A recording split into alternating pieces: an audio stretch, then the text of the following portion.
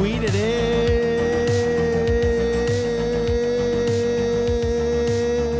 to be loved by you nerds. What is up? It's me, your buddy pal HeyArcher. Welcome back to HeyArcher Live, as I'm looking at the soundboard to make sure you can actually hear me here on Nerd Affiliated.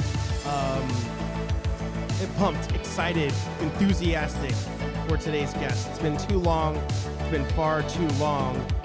Lenny of For Those With Good Taste is in the house. So happy to have him on the show today. But again, so happy to have all of you on the show today. I kept looking at Lenny because he was moving around, and I was like, oh, is he telling me that he can't hear me? But it sounds like things are good. If you're new here on Nerd Affiliated, of course, welcome to Patrick's Point gang. Here on HeyArcher Live on Nerd Affiliated, we hang out, we shoot the shit, we talk all things nerdy. Whenever Lenny's in the house, wrestling comes up, of course, MMA comes up, of course, and of course, pretty much all things nerdy. Sporting my new Grind Legacy hoodie. Make sure you go back and check that episode out as well, grindlegacy.com. And also today's sponsor, I swear you've never heard of them before, nerdaffiliated.com. Make sure you head over there, get all your cool Nerd Affiliated merch. Everybody's jumping in the chat. I see all of you coming in. We may even play some either. And I hope that all of you can at least... Actually, you probably can't even hear that. The music's so loud. That's right. I'll come back to that. We're going to, of course, cheers to each other. Let me know in the comments what it is you want to talk about, if there's something I may have missed. And we may even get some either in the game today. You never know. Wild things happen all the time. But, of course, as I say every week, without further ado, the man, the myth, the legend. The reason I drum roll it every single time I end Lenny in the house. For those with good taste. What's going on, Lenny? How you doing?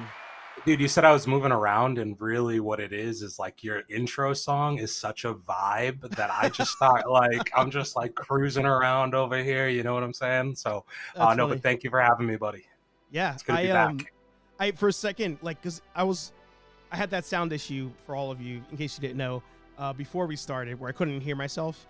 So when Lenny was moving around, I was like, oh shit, is he trying to flag me down that like there's no sound coming out? But all is well. First of all, shout out to the chat, Hobbies with Jose, Patrick from Know Your Craft, Sal, of course, here at Nerd Affiliated. And yeah, hello everyone. Before we even dive in, I didn't get the sound bite up. Just making sure it's working. I hope that all of you on this Thursday night can at least pour yourself just a little bit of... More specifically, vodka, whiskey, beer, tequila, more beer, more vodka, Oh yeah. more whiskey, and more beer. I'm happy to see you drinking a Corona, because that's throwing it back from when we used to hang out on Monday night. La Familia, my friend. Yeah. There you go. I only drank cervezas. There you go. Trying to get that Vin Diesel sponsorship. Yeah. Well, as I mentioned, it's good to have you back. Before we talk about you and what you're excited for and all that fun stuff, for the rest of you in the chat, as my voice breaks like I'm hitting puberty, if you've got a YouTube channel, a podcast, a blog, a vlog, a newsletter, an OnlyFans, Patreon, put it in the chat. Support one another. Plug your shit. Lenny, sir, first, like, just in general, how have you been? It's been a long time. Well, first, in general, if anybody has an OnlyFans out there and wants to slip me a discount code, I'll take a look. No shame in this game. I'll look. There you go. You'll give it a review. Yeah, exactly. Like, I will give it an honest and fair, critical review. Anybody who knows me knows I will do that. Yeah. Yeah, I'm good, man. I'm great. Dude, I'm great in so many ways. I'm recording podcasts still. That's always great, waiting to release some stuff. But also, like, wrestling's good again, Steve. Yeah. That's crazy. I've seen a couple good movies recently. Like, I'm hitting just about everything on the checklist right now. There you go. I like that. We'll, of course, dive into all of that stuff. For all of you check out For Those Good Tastes on Instagram, on YouTube. Links down below in the description. Lenny, I have Steve text you the promo code. There you go. I look forward to it. Yeah. Well, apparently it's free according to Sal. So I guess the promo code is probably a pick from Anthony. So heads up. Feet are not my jive, so I don't know how good the rating will be. But there you go. I mean, you've already hit a couple things that I wanted to talk about. I'm very excited. I want to open up with a question, actually, since you introduced wrestling already. We might as well talk about it so early. Ric Flair's final match occurred. Did you get a chance to see that? Was that something I should go back and actually watch the match? I have not seen the whole thing. I've seen enough of it, though, and you should not watch it. Really? Oh, sorry. Sorry. You will. He passed out twice, Steve. In the match? In the match, like passed out. Holy shit, I didn't know that. He almost like fucking died. They had to like drag him to the finish, dude. That is wild. Sorry, I was pulling up links for everybody. Actually, you know what? I might as well find a Ric Flair final match picture for us to see. Let's see. You know what the real issue is? It's like he went out so perfectly. It's like the Undertaker went on for way too long, right? He just retired in the past year, and the reason he went on so long is because he was always chasing this dragon of like that great last match that like lived up to his expectations, and Rick got that. Like Rick had the best send off anybody could ever have. Mm-hmm. Excuse me. Were you talking about this match or no? I mean the Shawn Michaels match this one at here. Mania, however long ago. Yeah, I'm sorry, I love you, like this iconic that moment, so like all this stuff, right? And then he's just come back, and dude, he's even shown up to events after this match. Yes, I've seen that. Like he was fighting in like Puerto Rico, you know? Wait, come back meaning like he's actually had matches since this one? So not a match, but he got physical at an event in Puerto Rico where he was in the corner of Andrade, who is his stepson in real life. Wow. Or son-in-law. I don't know how that works. Son-in-law, right? Son-in-law, yep. That's crazy. That's absolutely crazy. I didn't think it'd be that bad with him, but you know what it was? I caught I don't know if there was like a vlog that was going on before the match or whatever, where those behind the scenes, and like the Road Dogg was talking and Jeff Jarrett was talking, and they showed like the final interview with Tony Schiavone. So I assume it was a good match, but apparently it was not so much. Like I think at the end of the day, he worked his ass off to get back in there, and I think he genuinely tried to get in the best shape possible. Yeah. I just saw what Sal's talking about too. It was very, very good. Yeah. It was Kurt on his A&E documentary, I think, is when he talked about that. Yep. But yeah, he worked his ass off to get in shape, but I think the reality is like he was just like 70 something. The guy's had a heart attack. Yeah. And I think the moment was too much, and it just gassed him out before he even got in there. Yeah. And then he gets in there and has to get dragged through 10 minutes of a match and do the shtick. He faked a heart attack during it, Steve. He faked it. Yes. And he said that wasn't planned ahead of time. He was so gassed during the match that he like impromptu thought it was a good idea to fake a heart attack to get like space. Wow. And sympathy. Wow. It's crazy. Shout out to legend Ric Flair. In like such poor taste, because the guy legitimately almost died. Yeah. It's nuts. The first time I ever felt like that you could be gassed like that, in a situation where you probably normally wouldn't. I remember being at a concert, and I was in the pit towards the front. This was in like the last, I forget the last 3 years existed, I guess. So we'll just say the last 10 years. And I remember being like front row, like at the barrier, singing along. And no. Actually, you know what? I remember exactly where it was. It was August Burns Red concert at the whatever the venue is behind Fenway. Is that BB King? That's over there. So if it was 10 years ago, it could have been Access or Avalon, but it was probably uh, the combo when they knock the wall down in the middle. Mm. It doesn't matter, Steve. I can't remember. Anyway, it's by Fenway Park. And I remember being in the pit and trying to sing along and just could not. Like the air was just not getting out of there. And like you said, it's that adrenaline. It's you're in the moment. People all around you. Everybody's breathing hard. Like, you know, I could see that. And I could see that with somebody that age. Like, even though you've done it forever, you haven't also done it in like 15 years. And now you're trying to do it so much longer. First of all, for everybody, because I know like it would drive me nuts if I didn't know, it's the House of Blues, Steve. House of Blues. There you go. That's what we're looking for. House of Blues. BB King was in Times Square. That's what I was thinking of. Yeah, I want to. I think arguably, so like you said, front row. I think like the third row at a concert might be the scariest place on earth, because at least in the front row, somebody can like grab you. They can see that you're in like a stressful moment. Sometimes they'll give you water or like throw it at you, you know? And really the third row, like nobody can see you. Sometimes you can just be like falling beneath eye line. Like you could just sink into the ground there. Yep. No one would care. Yep. Like, well, they would care, like, because rock concerts actually are the most like one of the most caring places. But like, but like it could happen and you might not notice that somebody fell down there, I guess is my point. But either way, like I think I've been there a few times, Steve, and it's like you stop being able to breathe, but you don't want to leave. So it's a real conundrum. Yeah, exactly. You've worked your ass off to get there. You have. And going full circle, you may take a super kick to the face, depending on the show you're at, and you got to just eat it and keep breathing through it to stay in the front. I went to a not a local wrestling show, but I went to an ROH show. I told you about this, right? Yeah. It was awesome, dude. Like it was so good, and we were like fourth row.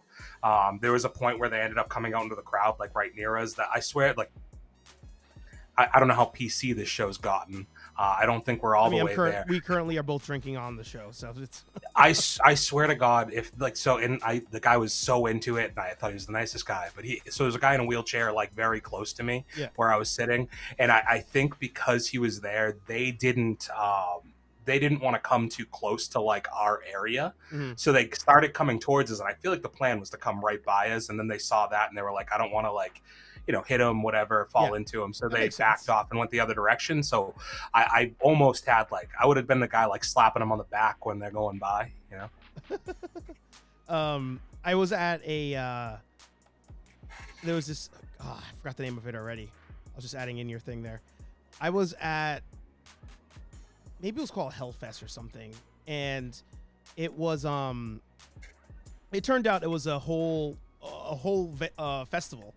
My friend Josh, that Anthony and Sal know, essentially was like, oh, do you want to come see Rob Zombie? I don't know. I probably told this story on the show before, but he was like, do you want to come see Rob Zombie? I was like, whatever. He's like, oh, it's Rob Zombie and Korn. And I was still like, whatever. Like, because don't get me wrong. I like both groups, but not enough to like go to a stadium show or anything. Like I'm purely like small venue. Like that's my zone. I hate the big places, but nothing to do on a Saturday. I was like, fine, I'll go out there.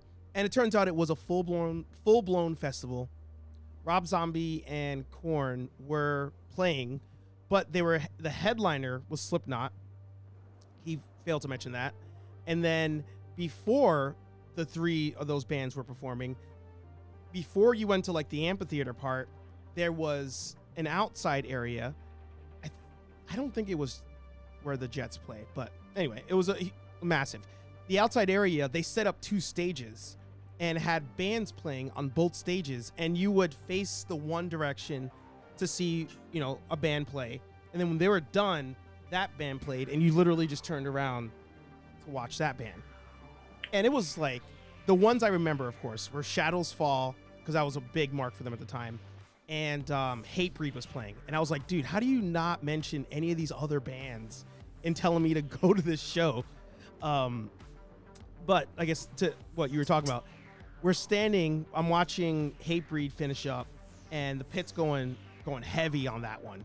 And all of a sudden, I get like shoved, and it was a little person wearing a t-shirt that said, I wipe my own ass.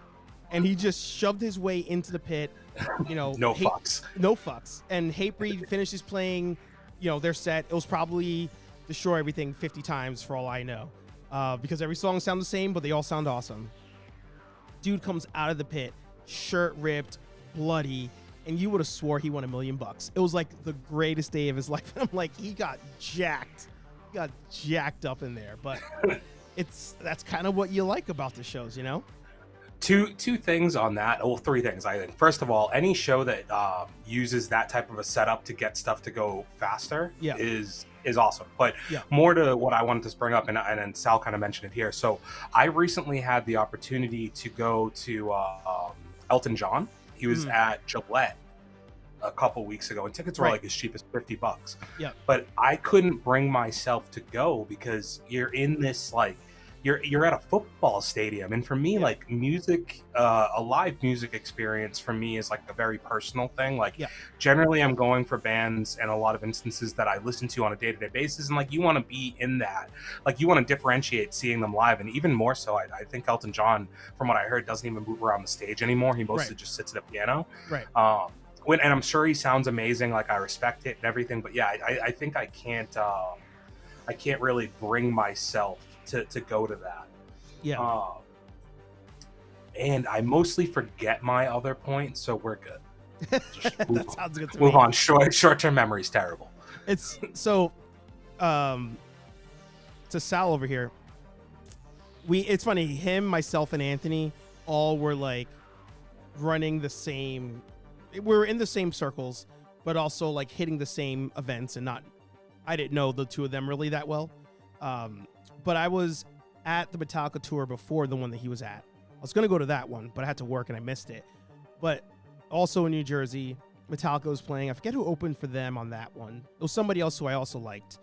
But it was like an almost empty arena. Like I was so skeptical about going to an arena show.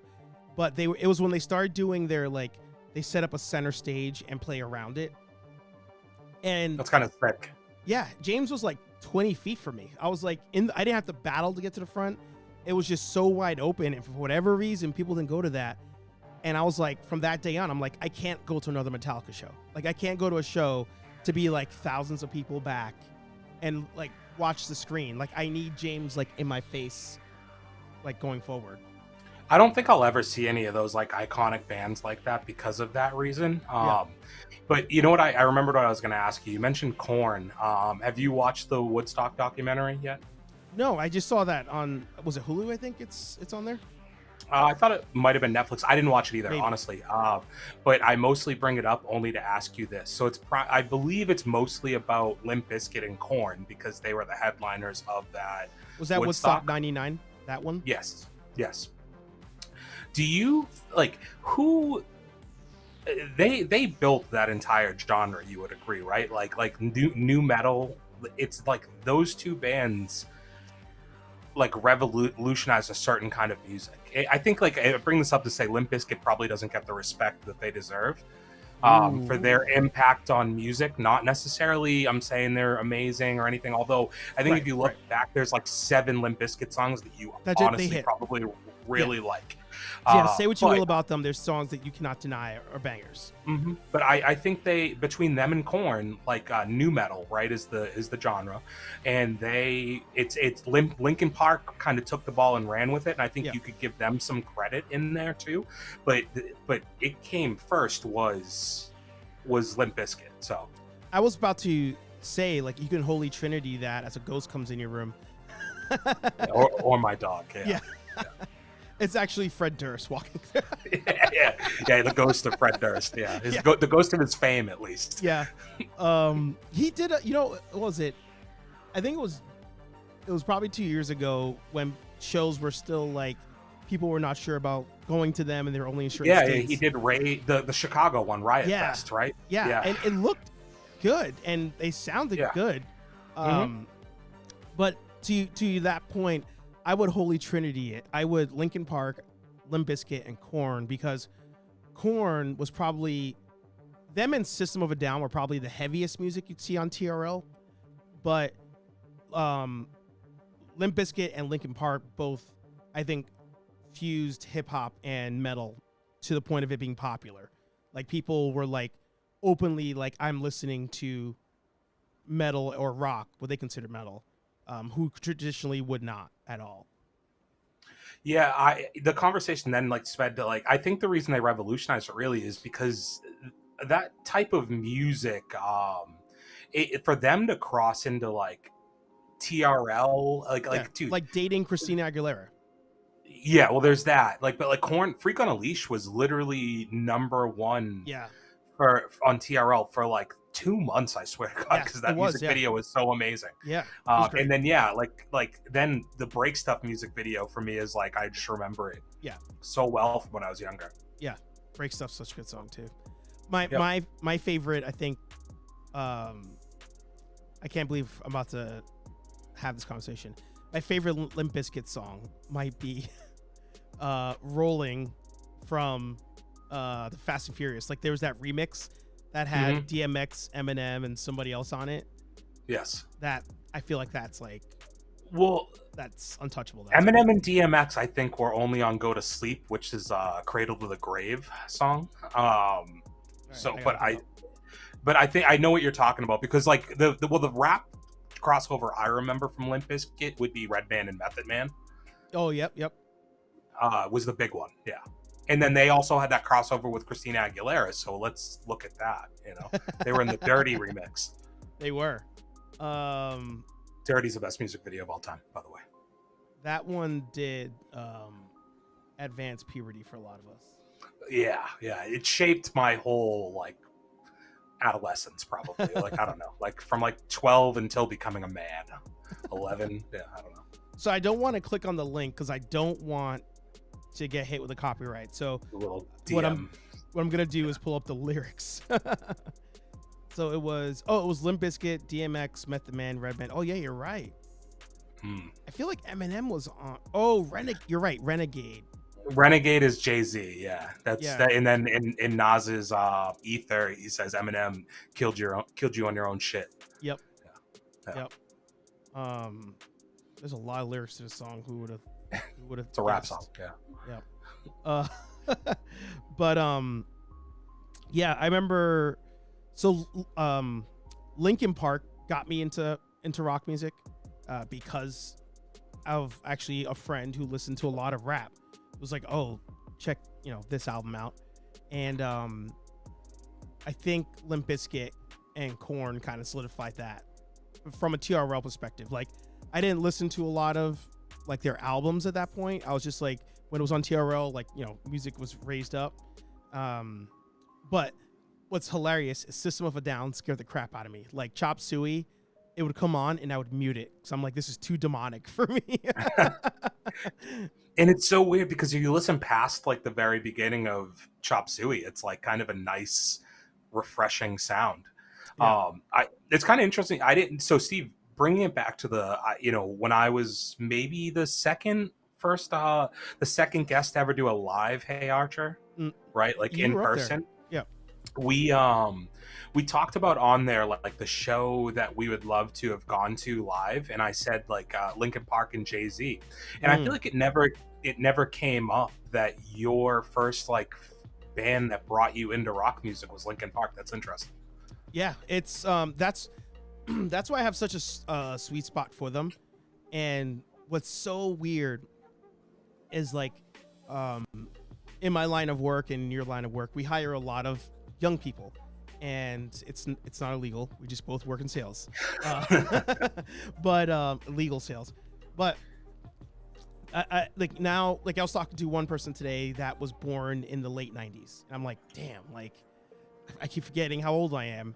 And I was actually talking to one who's younger than she is. He had no idea who Linkin Park was, and I was like, what? Like that's how far removed they are from like current pop culture. Like it didn't dawn on me. But Hybrid Theory, I was telling him to listen to that and Meteora, because I was like, he's a fan of the storytelling and like a submersive album. And Hybrid Theory I thought was like the game changer, but I'm like, Meteora, I feel like you're just on this ride the whole time, and you just start to finish. The presentation of like opening that album cover, like those are the things that like people these days won't have because nobody buys physical except for you with DVDs. But I don't anymore. I stopped. retired. Wow. I retired. Wow. Yeah, my Voodoo account's 500 deep though. There you go. I'm still buying movies, so There you I'm go. still getting my money.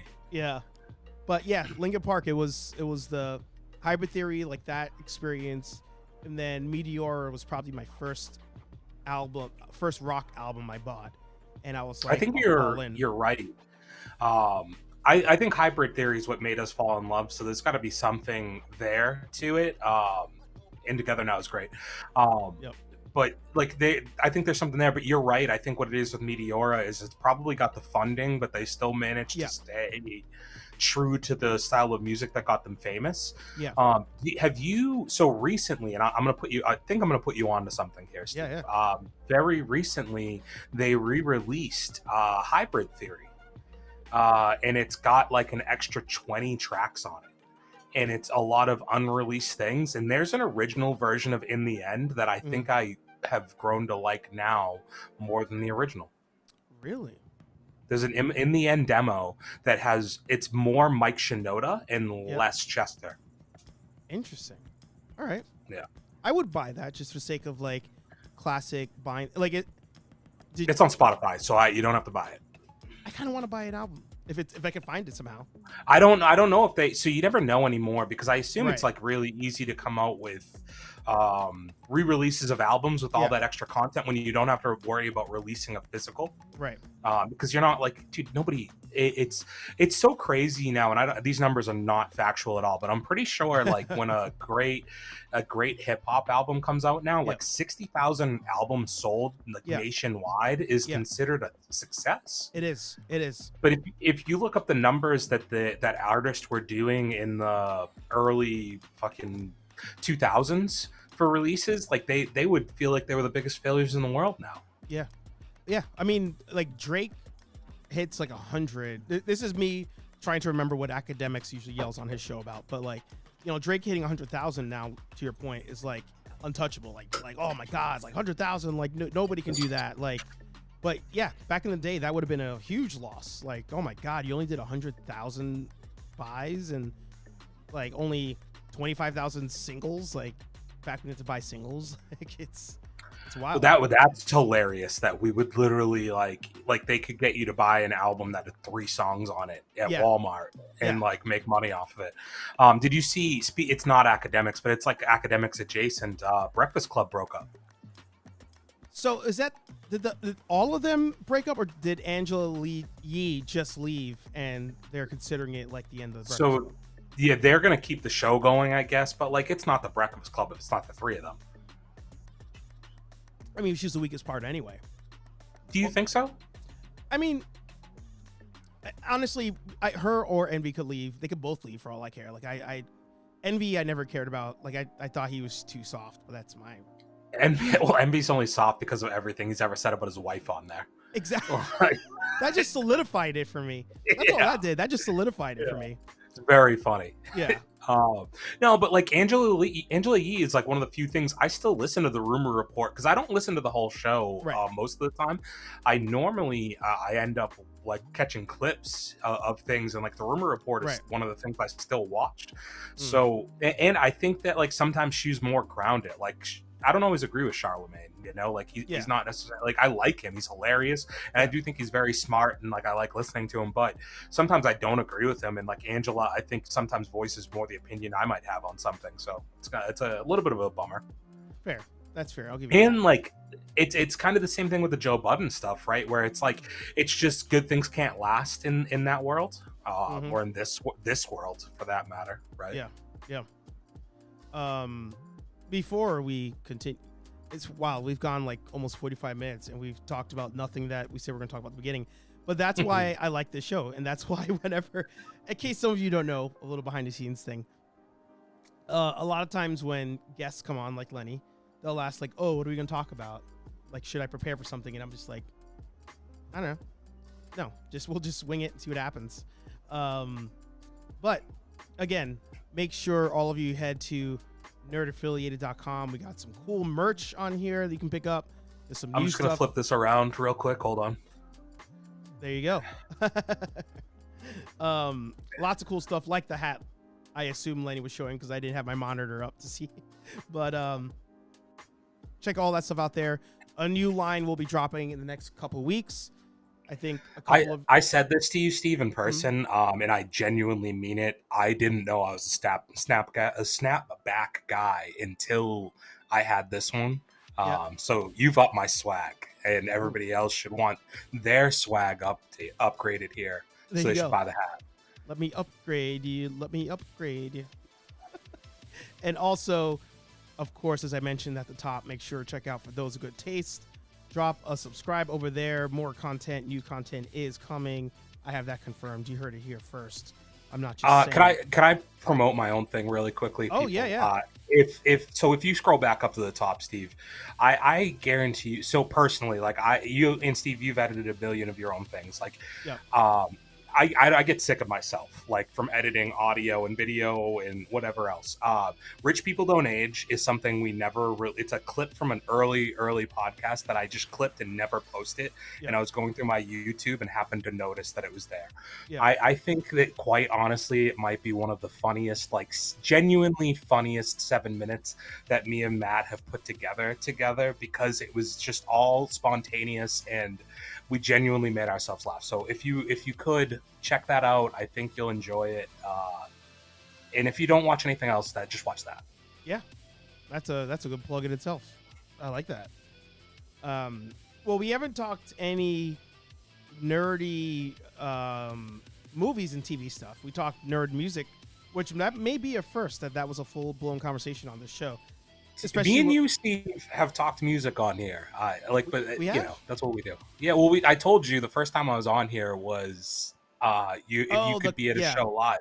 But I probably the only one who brings you down that rabbit hole. Yeah, that's true. You bring me down wrestling. You and Billy take me to wrestling. But yeah, I feel like I'm usually the one that brings it up somehow. Yeah, Billy's awesome, man. I feel like I mean, you put me onto that one, and like I feel like I'm like, oh, dude, I definitely like this guy. Talking a little wrestling on here, sure. Yeah. And one day, whenever you find somebody who's into wrestling, you're like, oh, I'm not the only nerd. So yeah. You know. I mean, he got me into wrestling figures, and you actually have talked about potentially going down that dark path, a path that many cannot follow. I'm not like you so much in it though. Like, you know how I am with Pops, right? Like I really only bought the Arrow line of Pops. So like, that's right. You did. If I like something, I'm a completionist in the sense that I'll buy all of it. I would definitely get some wrestling toys. So I grew up on wrestling toys. You know, I have a million of them still from when I was a little kid, but I was definitely more the like play with them. I didn't keep any of them in boxes. Yeah. But I would definitely like go back and buy more, you know. Some of that stuff may be worth quite a bit actually, because Billy, I mean, even if it's beat up a little bit. Yeah, if only he was in the chat, he would. I mean, we got to go to his house. I got to take you to his house so you can see the collection. It's quite wild. But there's stuff that he'll buy that's like hundreds of dollars that's beat up, and it almost holds its value because it hasn't been like repainted or retouched or anything. It's quite wild. Yeah, like I have some original like Hardy Boys toys, probably, like, you know, a lot of that stuff. But yeah, with that being said, like it's also just in, you know, I go back and forth, Steve, on this. Like I don't know if I think the character models have improved significantly from when I was a kid till now. Like I don't know that the toys look or feel any different than they did before. The toys definitely appearance-wise look more aligned with the wrestlers now, like, but here's the thing, right? Somebody on TikTok the other day posted a gameplay of like WCW versus NWO for N64 and was like, remember when this was like peak graphics? Like you told yourself it would never get better than this. Like I might be there right now, but I feel like a lot of these figures back here, I'm like, oh, this is the toy that maybe my brain thought I had.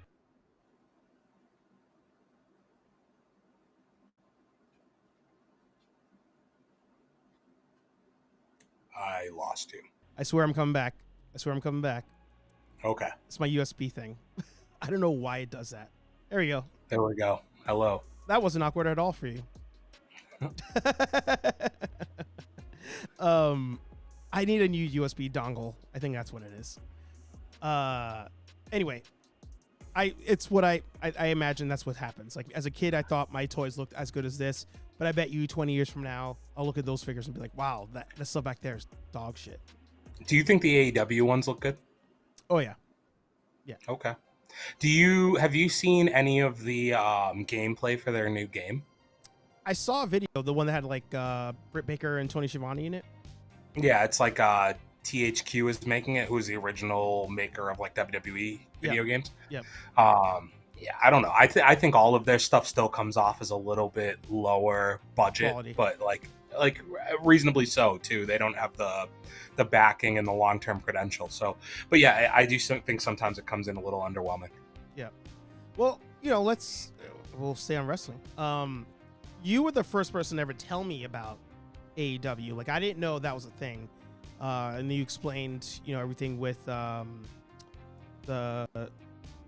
YouTube channel being Elite series and the Perfect Match with Kenny Omega. Like you taught me about all that stuff. Now that we're in the post Vince era, like, do you feel like, because I'm pretty sure I asked Billy on his show about it, but do you think this could spell the end for AEW? Like now that WWE almost is going to have a fresh coat of paint going forward? I mean, definitely not spell the end in the sense that like TNA still has a TV show and a TV contract, right? Like it's not on a million networks, but like they are still on TV and people thought they could beat the WWE 15, 20 years ago now. Right. I think if I was an actual big AEW fan, which I think I'm generally or genuinely a WWE homer, Yep. like it's what I grew up on, and it's very hard for me to like. I don't have cable anymore, also, so it's hard for me to commit to watching or going out of my way to watch AEW, and I don't even watch WWE like that necessarily any longer, but I follow it.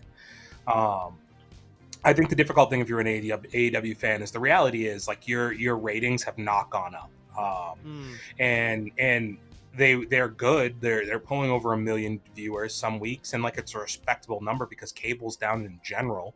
Right. But WWE on a Friday night pulls 4 times the amount that they do. On the same night. And now WWE goes 2 hours earlier than they start, but that's because they can't go directly against WWE on a Friday night. It's not going to work. Right. So yeah, I think that's a little bit of a concern. Next week, then CM Punk's just come back like 2 weeks ago. They're running the title unification on TV against Jon Moxley. So like you have to imagine that's got to pull a pretty good rating, and that they're doing that for a reason. Yeah. As a response to Triple H coming back, to a response to more people being more engaged with the WWE product. I feel like that's why they're doing it. I don't think they eat each other's programming. If anything, I think the WWE's programming's weaned off and they've given WWE viewers, but I don't think they're stealing anything any longer from WWE. Which was the concern that WWE fans would have had. Like, oh, you don't go to that lesser product, whatever. But now I feel like it's kind of, and I speak as like the utmost casual. Like, I feel like if I feel like a wrestling podcast needs to happen at this point between you, myself, maybe Billy, somewhere in there, where I play the casual role, because I can only speak to being outside the bubble. I feel like at a certain point, like the fans hated each other.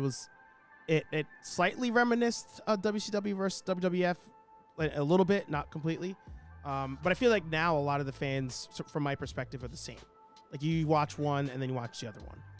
I think it's a combination of things. I think that there is a little bit of a battle still, because you have people, I think I texted you maybe about this, but like you have people like Jim Cornette out there that are still like very big in the podcasting world, and like they're very against a lot of AEW stuff in the way they present the business. And I think there is generally still a little bit of a chip on the shoulder mentality. I don't think I necessarily have it. I think they do great wrestling. I think that I'm just personally bias, and now we're in a world where a lot of the guys that have made AEW so big the past year and a half are guys that came through Triple H, and like a guy who's was the biggest villain when we were like teenagers, is like legitimately the biggest baby face to a lot of these guys that are at the top of the game right now, you know. So I do think it leveled the playing field again, and I think you'll see a little bit of that viciousness back and forth between the fan bases maybe come back as WWE starts to put on a little bit more of a similar product to AEW. Yeah. What was like WWE fans going to say 6 months from now, 6 months ago, you know? Like WrestleMania is good. Some of the pay-per-views are good, but like realistically, the week-to-week product is just dog shit. And like the AEW product on a week-to-week basis, if you want to watch just like competitive wrestling, and like I brought a casual fan to that local show that I went to, or not even a casual fan, not a fan at all with our like extra ticket, right? Somebody who's never been to a wrestling show before, doesn't follow weekly, hasn't watched when he was a kid, nothing. And I know that I can bring him to an AEW show or an ROH show because the style of wrestling that they're going to have there is easy to sell a casual on to me versus what WWE kind of is. But does AEW potentially use too much almost nostalgia, almost like, hey, do you remember this, to that a casual wouldn't even appreciate, like a Tony Schiavone or this past Tuesday Jericho? This past Tuesday, NXT had an event called Heatwave, which is a pay-per-view from ECW in the 90s. So like there's plenty of nostalgia there. Now on the flip side, on Wednesday night, the night prior or the night later, you have Ricky Steamboat being the referee in a 2 out of 3 falls match. So I think wrestling in general still hangs on nostalgia. I just think it's like the WWE product prior was not very exciting. If anything, in what AEW has done a better job is the wrestling feels a little bit more crisp, maybe a little bit more. There's more versatility in what they do. My Ghost is back. But some things I think that they have an issue with is from a marketing standpoint, and why their audience doesn't grow. They bleed too much on TV, and they also swear. I've sworn a million times on here. I think you can like say, do whatever you want. And I think for me, that makes that sometimes more appealing, right? Their product, not so much the blood, but the authenticity of the way they speak is maybe more appealing. But at the same time, I think for the larger audience and what WWE has done so well is understanding that like kids and parents are what spends most of the money in that. And blood isn't going to get you that. So I guess safe to say, as we wrap the WWE portion, safe to say them bringing back an Attitude Era, do you think that boosts anything, or you've already got the people you want? I think they're going to become looser with the verbiage, but anything else, I mean, like the Attitude Era we glorify, man, but like bra and panty matches were cool when I was 14. I think I'd be a little uncomfortable watching it now. You know? But they took chances, you know, like even having a character like Val Venus on TV every week was like, you know, that's pushing the buttons there. Yeah, and I think AEW will stay more in the lane of getting away with that. I don't think WWE with the sponsorships they have and with the Vince McMahon stuff can do that. No. Sorry, one last question. I'm thinking about at some point buying a replica belt. If you can buy a replica belt, what would it be? Because I kind of want the WCW. Like, you know, but I think like the world heavyweight title, and I like it a lot. Wait, sorry. I could also say my internet was jacking up. You said the world heavyweight title from where? The WWE one. It's like the early 2000s one, and they still use, I think, similar one to it now. I like that one. Personally, like I from a nostalgia standpoint, like the spinner belt was corny, but I think I would probably want that too. So. You wouldn't even be able to see it as it's on display. That's a good point. Whoa. Sorry. So was it? So like this one? Yeah. So I think like the middle one. Yeah. The middle one. Yeah. I think like that one's always come off as a very classy belt to me. And then which is the one that you're talking about? Let's see. What was that? Sorry. I was trying to see which one you were talking about. The wing one's good. Intercontinental title, though, also I feel like the white is classy as hell. Yeah. It's tough. Like the new ones, like the red one there, the Universal's not great. I don't know if what they sell the hardcore championship for, but that could be a funny one to own. I think they do. Yeah. Is Man, I think it was a is piece this of the one shit, you're talking so. about? The one that had like the blue in it? It's not. I mean, that's the IC one, but wasn't there one that? Had, Yeah. Well, I even think, like I said, the one at the very top, I think, was fairly similar. Like the one in the middle at the top there, the WWE World Heavyweight title, I think they were using something similar to that in the early 2000s. I might be wrong. I don't wait, know. this top center one was not the WCW one. No, that's WWE World Heavyweight Championship. What the hell did the WCW one look? Let me go. I just saw the spray painted one. Yeah. It's, now maybe I'm thinking that they inherited that because the time frame I'm still giving was like right around Invasion era, 2001, 2002. So they could have inherited it. Go down So one. similar. Go down that. The one in the middle there, I also remember, which is the Undisputed. So Yeah. that's the one Jericho won, and then Austin beat him for, maybe. Yeah. Oh yeah, so they do have WCW titled ones. Huh. Here's your There's the hardcore one. spinner. $500. Jesus. Even the hardcore championship at $450. This is the issue with belts, man. Like they're Yeah. so expensive. They do a lot of sales though. I've in the last year, like I've kind of gone through and like I'll see like various sales that they do. I'm big on like jokingly saying for like a fantasy football league that I want to get one. But you could also get like a custom belt. There's like companies that do that. Yeah, I should look into that, huh? Yeah. It was like this style, right? The one, the Attitude Era.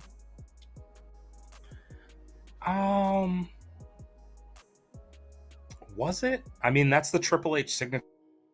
Yeah, because it has that His symbol. yeah, but his title run really wasn't big until post Attitude Era. Yeah. Like the Reign of Terror for Triple H was a series, like, but he didn't like 2002, 2003. Yeah. There's so many. So many. That guy on Instagram, I forget his name, but he's got like a freaking arsenal of belts. I feel like you have to know a guy if you're gonna have that many. You kind of do, I think, yeah, because it gets Yeah. So before we call an episode, I guess to try to cover one thing that's nerdy, no pun intended on that. Over at Nerdgenic, Aaron Waller, after this show at 9:30, will be doing a watch party for She-Hulk episode 1. Link is also down below in the description, so make sure you check that out. Watch along with him. And he also does the History of series every Saturday. And he just did one 2 weeks ago about Abomination. I won't say if Abomination is or isn't in this episode, but he's definitely in the show. You've seen him in the trailer. So make sure you watch both those videos. Have you seen She-Hulk? If not, any desire to? Steve, I haven't watched a Marvel show since Hawkeye. Wow. I'm not even mad at you about that. I don't care anymore, man. Like, I don't know. Like, That's I didn't watch Peacemaker. I don't You need to watch Peacemaker. You tell me that, man. I don't like. There's just like TV doesn't necessarily do it anymore for me. I love Stranger Things. That was really, really good. Yeah. But I haven't really had the urge to watch a lot of TV and the Marvel stuff. Like, I'm sorry, She-Hulk's not going to be what does it, you know? Oh, it's definitely not. I watched episode 1. I won't review it here, but it's definitely not going to be the one that converts you back to Marvel. I don't know if anything will. I will say that. Make sure, I want to be very clear on something to the people. You don't need to convert me back to Marvel. I love Marvel. I'm just not. I've never been a big week to week TV watcher, anyways. But these shows haven't, like Moon Knight. Like who fucking cares, man? Like what? I don't know. Like what are we really? It's just something to put on their TV to draw subscribers and interest to their streaming service, because everything else they have on it is like nostalgia from the fucking early 2000s or before. Yeah. You know. Nothing you said was wrong. Nothing you said there was wrong. Like Johnny Depp is getting paid how much, like, to come back for another Pirates? It's just everything with Disney is. I'm pretty sure he did like sign for another one. Who knows? Like, but the Marvel stuff, yeah, I don't care that much. It's the same thing. Like Peacemaker. I love John Cena. I thought the character was very funny. I'm just not very inspired to get out there and and really watch it, I guess. So Just watch episode 1. If you can't, if episode 1 doesn't do it, you can I've stop. put it on already. Yeah, I watched like 10 didn't? minutes. Oh, I watched like 10 minutes. I shut it Oh. off. Yeah. But it's because my attention span wasn't there. It wasn't because it was bad. Got it. I've been killed by YouTube, dude. Like I've been killed Yeah. by 30-minute or 20-minute at the fingertips and then scroll to the next video. Yeah. I would say 90% of my not movie viewing in a movie theater is just on YouTube. It's it's wild because even as content creators, it's something I really want to try my best to focus on is like that shorter form content, like just chopping podcasts up, like just clips, like doing. I mean, I have live shows that I watch. Like I have a live show that's on Monday through Friday that I watch. Like I do watch a lot of hour-long content too, an hour plus. But yeah, like it's come across something that's like 15 minutes and it's informative is really easy to dedicate my time to, as opposed to trying to like lose a whole day binge watching something on my limited, like we only like time's so finite too. Yeah. It's tough. So yeah, I've still been like very much into watching movies, but not so much TV. So I guess a recent movie that blew your socks off, theater, and maybe one at home even. Yeah, I mean, I do think in the past month, I was going to ask you this. Do you think, and I was thinking about asking you, and I was like, I think you go either way on this. Do you think this is the worst summer for movies ever? And do you think every year it gets worse and worse? I mean, every year it gets worse and worse, but I also feel like that's just a default answer to say because like everybody only, going back to the wrestling figures conversation, like we always remember the best times, which could be parts.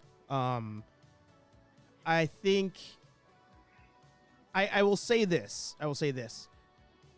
Movies nowadays is probably already known.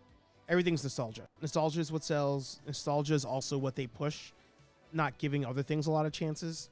I have not had as much fun in the movie theater as, while watching Top Gun in forever.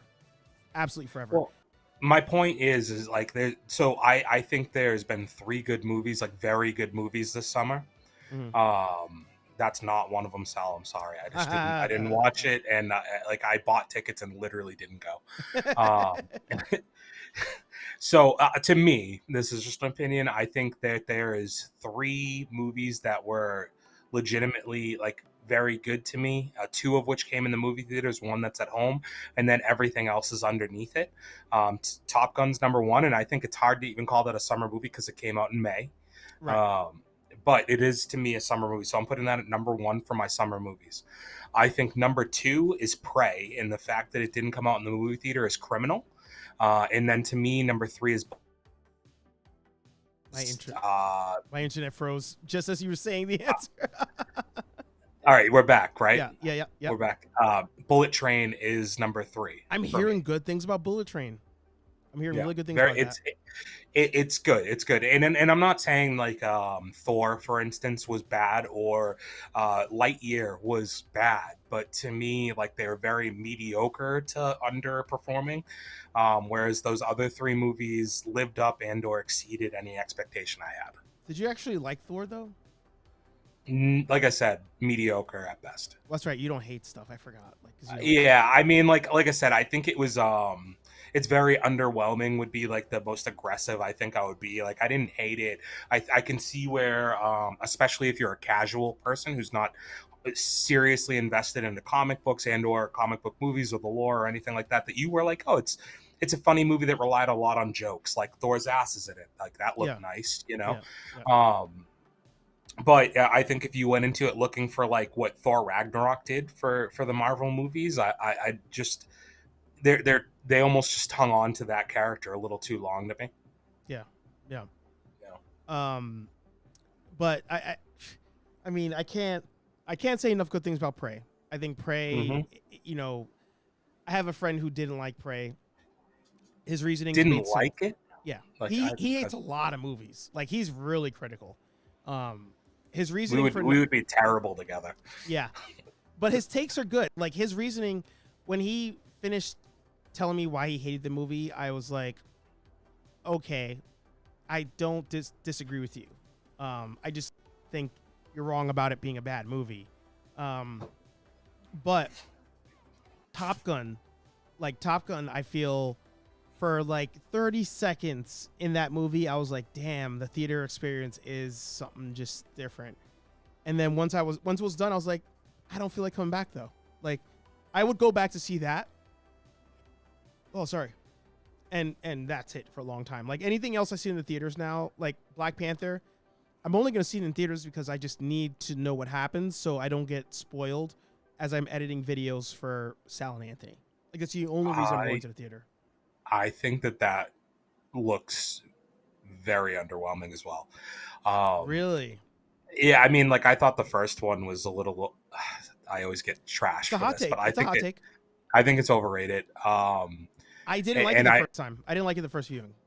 So I think I agree with you. Also, I think though that it does get better the more times you watch it because I appreciate it more today than I have prior.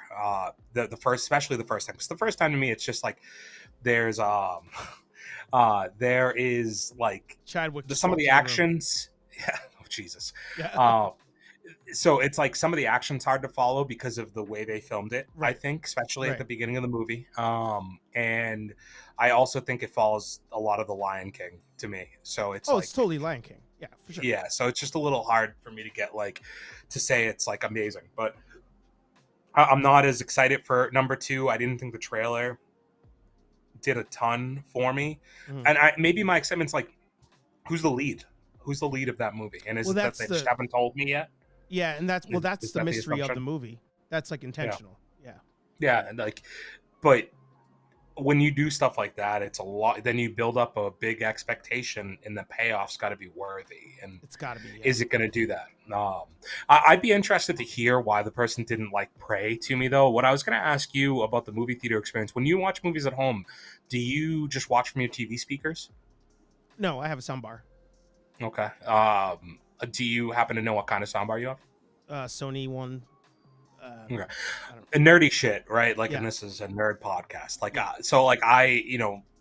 That movie was good because I have like an Atmos soundbar. I have a pretty nice soundbar in my house. So like some of the parts where she's just like throwing the axe against the tree and stuff, like I think I would have really enjoyed just like the small details in the movie a lot, and being even more immersed into the visual sense of like that scene when they're being held as prey. Literally, and like the smoke's all around and all of that. Like I think that scene in a movie theater would have been incredible. But I do think that's the only thing for me that would ever differentiate it. And I think they did a good enough job that if you have a good soundbar, I think Prey was still perfectly acceptable to watch at home. And I don't know if we lost each other again.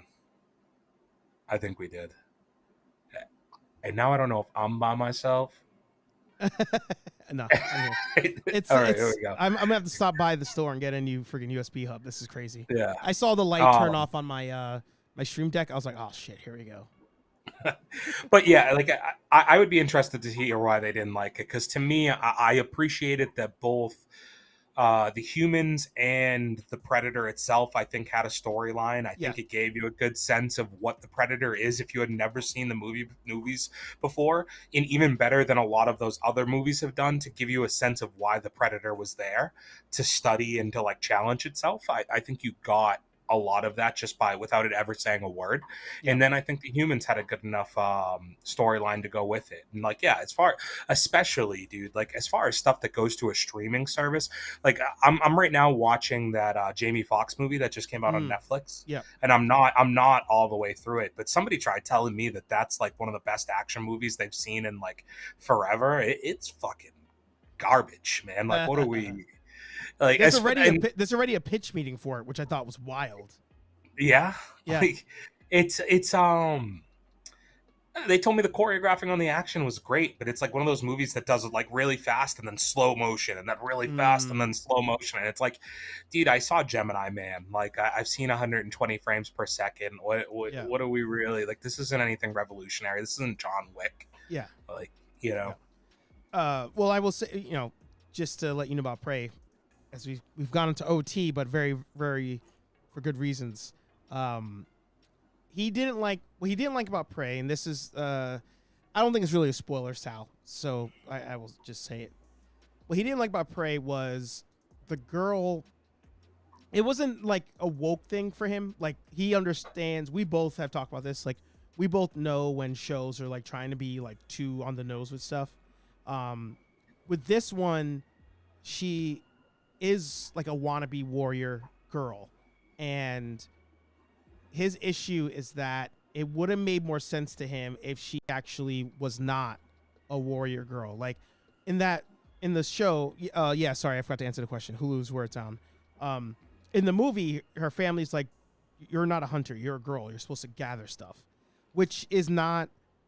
It's almost like actually my thing of She-Hulk. Like, She-Hulk is comedic, and it's supposed to be, but I don't want it to be comedic because everything they do is comedic now. In this movie, them trying to suppress her like as being a woman is what is supposed to happen, because that is 99.9% chance what would have happened. But it's almost like you don't want to see it because you see it in every movie now. He's like, it would have been better for him if she almost like fumbled her way into fighting the Predator, versus. But would that have been believable? But no, I think it would have. When he was telling me that the greatest predator of all of the predators, and you want a girl who has no background or no build up to it to go against it. I was going to. I'm glad you interrupted me, because I was gonna say why it would work based on what we saw, but I don't want to spoil it, because I think that part of that mystery is what I liked about the movie, was how I just feel like it turns into Home Alone if they don't give you the backstory that she has. Yeah, but Predator 1's Home Alone. Like, he only beat the Predator because he set up booby traps. Yes, but he was also I think what the believability becomes is he's looking the Predator is looking for its apex predator on this planet, right? And like Arnold ends up being the apex to his, you know what I mean? Yeah. And I don't necessarily think that in every scenario this girl is that, but I think they did a good job of foreshadowing it throughout the buildup. And to be honest, dude, since Halloween, the female being the dominant person who overcomes evil and this killer, it is the way it's always been told to us, and that's the most successful way Hollywood tells the story to me, you know? Yeah. No, and even using Alien as an example, because I did a TikTok about it, and somebody even pointed out, she wasn't in Alien, wasn't like a Marine or anything. I was talking about Jamie Lee Curtis even. Sorry. Oh yeah. Well, even there, these aren't people who are traditionally supposed to be the hero, and it works. Fair. And I feel like that's where. Sorry if my audio is even cutting out. You're good. This thing is messing up. It always, in a lot of cases, it works when the person is not supposed to be the hero, and turns out to be. There is some book. It's like the 12 movie tropes that work. And one of them is the person who is the weakest that ends up being the winner in the end. That's always one. I feel like they still did that in this movie, even though she was an aspiring hunter, and that was his issue, was that they shouldn't have even done that.